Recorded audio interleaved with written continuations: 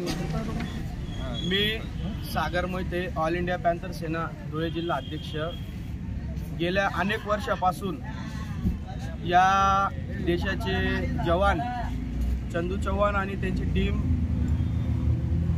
दिल्लीपासून ते गल्लीपर्यंत आंदोलन करत आहेत। तरी आता येणारी 26 जानेवारी आहे। बड़े बड़े नेते, मुख्यमंत्री, प्रधानमंत्री ये फक्त शहीद झालेल्या जवानांना म्हणजे बोलायचा अर्थ असा की नुसतं ढोंग करतात। हमारा जवान शहीद हुआ है, इनके लिए नमन है, उनको लिए ऐसा है।